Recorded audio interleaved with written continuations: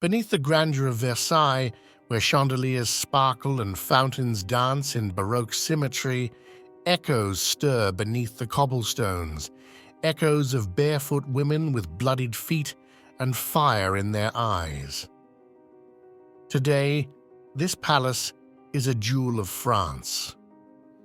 But in October of 1789, it became the cage from which a revolution would drag a reluctant king.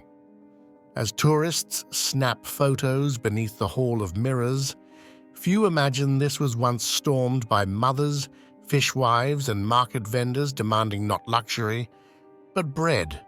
In this episode, we journey back through these palace gates into a day when the women of Paris rose not with speeches or rifles, but with hunger and fury to bend the fate of kings.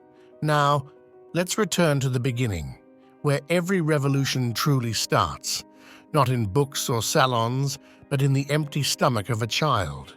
1789, Paris is trembling on a fault line. For the rich, Versailles remained a world of powdered wigs and gilded excess. But in the city's slums and crowded faubourgs, the streets stank of rot and despair.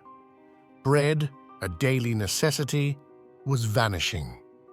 A loaf now cost a full day's wage, and worst of all, whispers told of a famine pact, a plot by nobles to starve the poor into submission.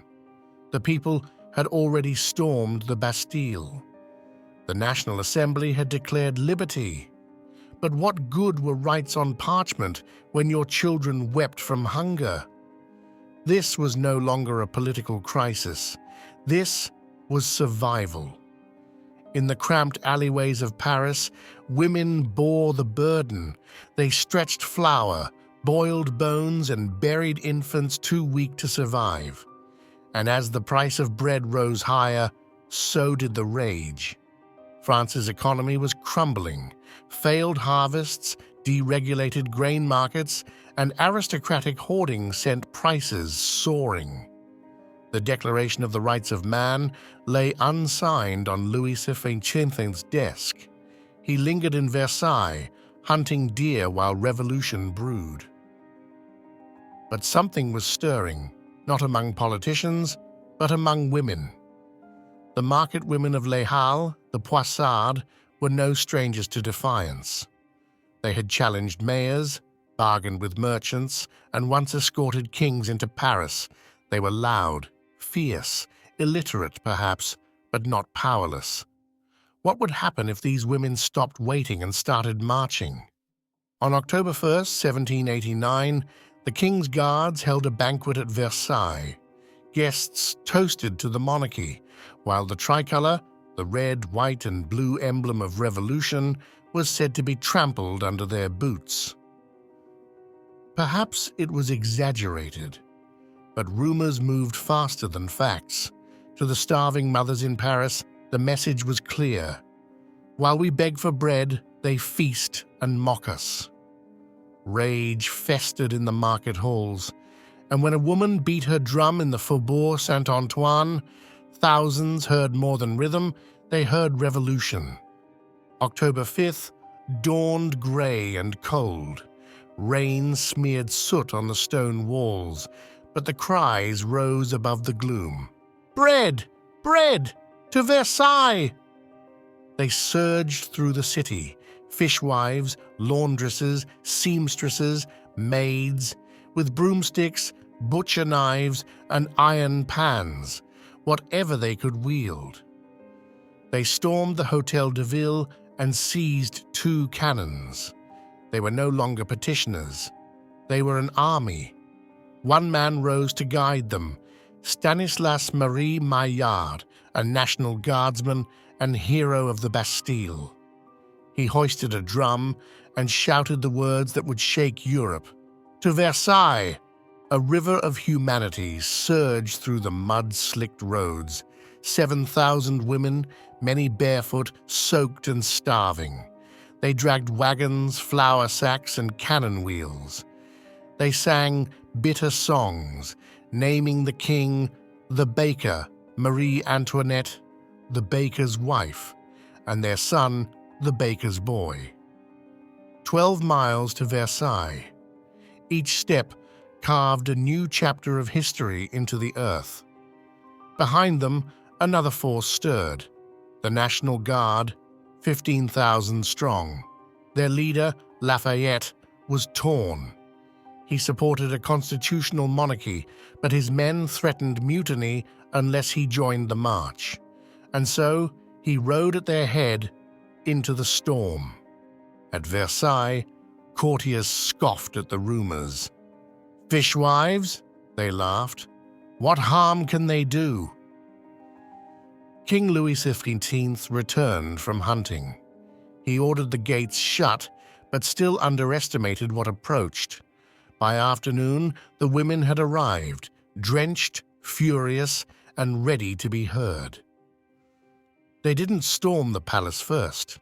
They entered the National Assembly. Soaked and caked in mud, they slumped onto the velvet benches meant for noblemen. Maillard addressed the deputies.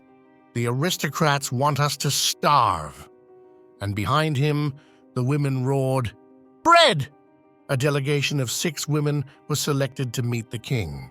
Their hands trembled, their voices cracked, but they spoke not for themselves, but for every child crying in Paris. Louis XVIII, warm and paternal, promised food. Grain would be sent to Paris, he swore. The women wept and believed him. But outside, trust had long since died. The crowd wanted more. Proof, not promises. They demanded he sign the August decrees and the Declaration of Rights. The tension thickened like a coming storm. The women camped in the courtyards, lighting bonfires and singing revolutionary songs. Then Lafayette arrived. He bowed before the king. "I have come to die at your Majesty's feet." The king relaxed. The danger seemed to pass. But beneath the surface, rage still simmered, and in the pre-dawn darkness it would erupt. Before sunrise, a gate was left unguarded. The mob surged. Guards were slaughtered, their heads spiked on pikes. They burst into Marie Antoinette's chambers only to find her gone. A guard had awakened her moments before, and she fled through secret corridors. The mob stabbed her bed to ribbons. Their fury could no longer be stopped with kind words or crumbs. Lafayette urged the king, "Show yourself or perish." Louis XVI stepped onto the balcony. "I will go to Paris," he declared. The crowd roared. Then came the demand, "The Queen!" Marie Antoinette, pale and rigid, stepped out beside him. "No children!" came the shout. She handed her children back, stepped forward alone, and bowed her head. The silence was thunderous. Then, "Vive la Reine!" The king had no army, no allies, no escape. He agreed to leave. The return to Paris was surreal. Flower wagons leading the way, the royal carriage behind, flanked by an army of women who had begun that morning hungry and afraid, and ended it victorious. Heads of dead guards swayed on pikes. The monarchy had been dragged from its pedestal into the streets. That night, the king and queen entered the Tuileries Palace, a shadow of Versailles. It was no palace of power, it was a prison. Louis XV whispered to an aide, "Try to save my poor Versailles." But he would never return. The Women's March on Versailles echoed far beyond France. In England, newspapers trembled at the sight of commoners deposing monarchs.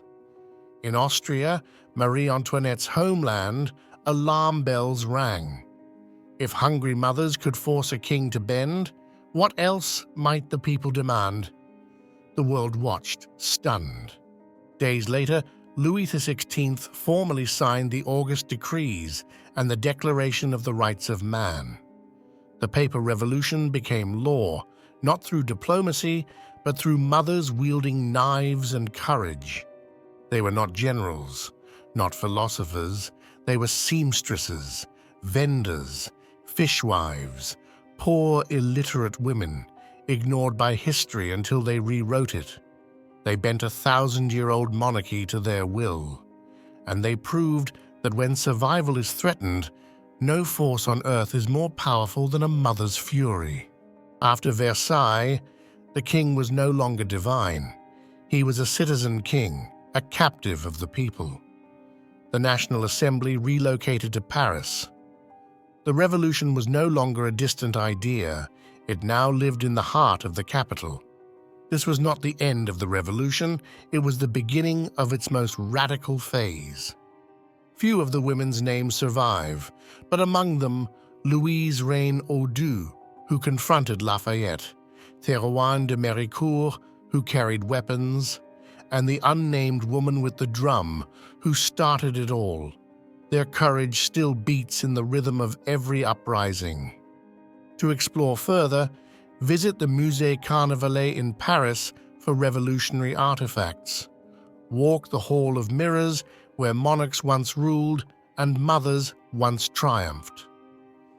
Books like Citizens by Simon Schama and The Women of Paris and Their French Revolution by Dominique Godineau paint these moments in unforgettable detail. Or watch films like La Révolution Française, 1989, for a vivid reenactment. History is shaped not by titles, but by those who rise when silence becomes unbearable. If this story moved you, subscribe to our channel. Each week, we bring the past alive, not just to remember, but to learn what it means to be human. Join us, because history is never just history. It is a mirror held up to today. This was episode 3 of Echoes of the Guillotine. Next week, we turn to a different kind of spark, one not forged in hunger, but in scandal. The Queen's Necklace, the scandal that burned a throne. A forged letter, a stolen diamond, a queen ruined. Before the revolution thundered into the streets, it whispered in salons and spread like wildfire through pamphlets, and at the center of it all, Marie Antoinette, accused of extravagance, deceit, and treason. But was she guilty, or a victim of a lie too perfect to ignore? Join us as we unravel the tale that lit the fuse of hatred toward the crown. See you then.